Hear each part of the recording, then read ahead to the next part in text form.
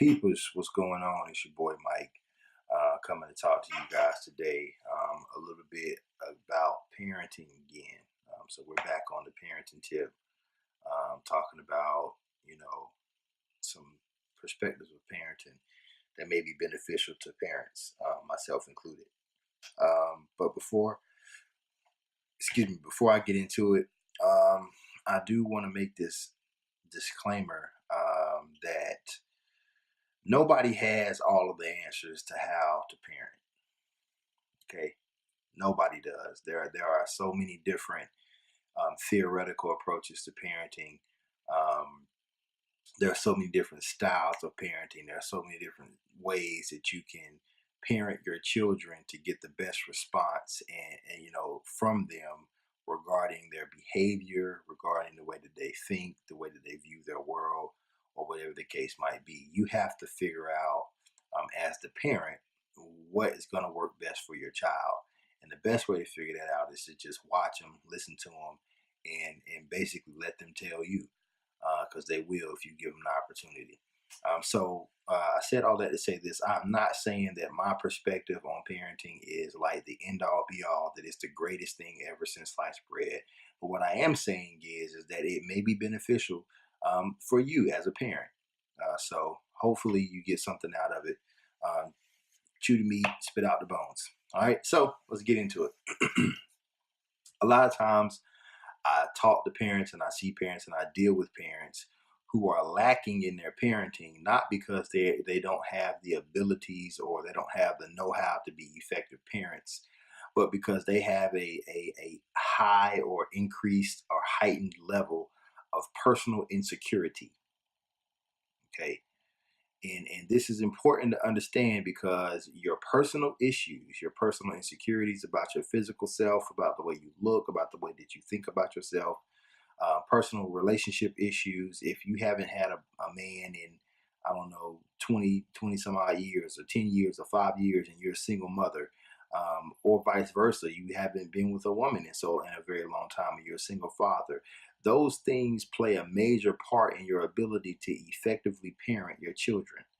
Okay, oftentimes I see parents who over sexualize their children because they're lacking positive or appropriate adult relationships. So they do things like allow their kids to sleep in the same bed with them for extended periods of time. And what they don't understand is that what you're doing is you're normalizing unnormal behavior for a child. So let's say, for instance, a mom, lets her 14, 15-year-old son sleep in the same bed as her. This happens. But we also know that 14-year-old, 15-year-old boys who are kind of maturing and growing physically and things of that nature, they wake up with certain bodily extremities um, erect. That is inappropriate when you're laying in the bed with your mama. And then, most women like to go to bed with nothing on, rather, or just go to bed with a t-shirt on, or whatever the case might be. You don't want to put yourself in a situation to where you're over sexualizing your children because of your lack of appropriate adult relationships. Okay, so tip number one is as a parent, whether you're a single parent or a parent in a you're a dual parent where you're married to your spouse or the person you had children with, or you're in a committed relationship or whatever. Make sure that you have healthy, adult, appropriate relationships so that you don't find yourself treating your children the way that you would normally treat an adult friend or an adult companion. Okay? Because what you do is you do a lot of things and you mess up the natural balance of child growth and development when you do that. So don't over sexualize your child because you lack appropriate adult relationships. Okay, that's tip number one. Do not over sexualize your child because you lack appropriate adult relationships or because you long for someone to be there and they're not. All right. Okay. Number two is, don't, you have to deal with your own insecurities. I'm going to say it again. You have to. It's imperative that you deal with your own insecurities, because what you do is you unconsciously put those same insecurities on and in your children. If your child wakes up in the morning to you saying, "Oh, I hate my hair.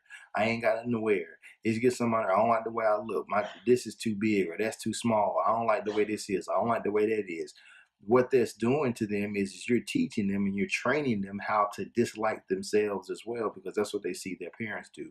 If you're a guy and you wake up in the morning and you're like, "Dude, I don't like with my haircut. I don't like, I got a big head or I got big ears," or whatever the case might be, you're teaching your sons and your daughters how to do the same thing. So you're unconsciously implanting your insecurities into them.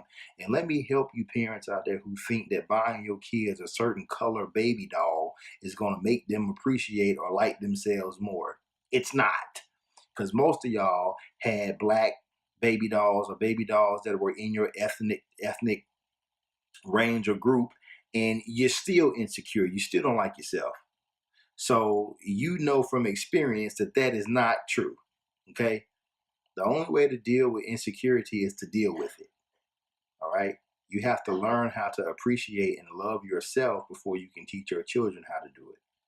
All right. So, tip number 2, stop putting your own insecurities and implanting your own insecurities into your children. Okay. If you really want to teach your children how to be, self loving and love themselves and appreciate themselves, they have to see you do it. Okay. Point number 3, last point of the night. When it comes to chastisement, understand now, before I say this, understand I do not disagree with corporal punishment, but I agree with it in the right context. That means you spank your kid on the butt, okay, open hand, not punch him in the mouth, slap him upside the head, choke him, kick him, push him. Like, don't do stuff like that. But so now I agree with corporal punishment. I grew up on whippings, and if you do something that warrants you to get your behind whooped, then you deserve it. If I catch you in the store stealing, I'm gonna whoop your behind before the police get you, and I might not get you back. You're doggone right. I'm gonna do. I'm gonna whoop you behind every time I come. I'm gonna whoop you. You're gonna get the paws on your behind. That's just the way it's going. However, I do not agree with abuse. All right. So beating your kid with a drop cord is abuse. That is not a whipping. That's abuse. Understand that, parents. Beating your child with a drop cord is abuse. Punching your child in the face is abuse. Period. That's abuse. You finna get DSS in your house.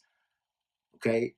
So if you're gonna use corporal punishment, use it correctly. Don't be out here beating these kids and sending them to school with black eyes and busted lips and broke arms and stuff, and making them lie to the teacher talking about, "I tripped and fell down the steps." You ain't got no steps in your house, so how you trip and fall? What steps you fall down?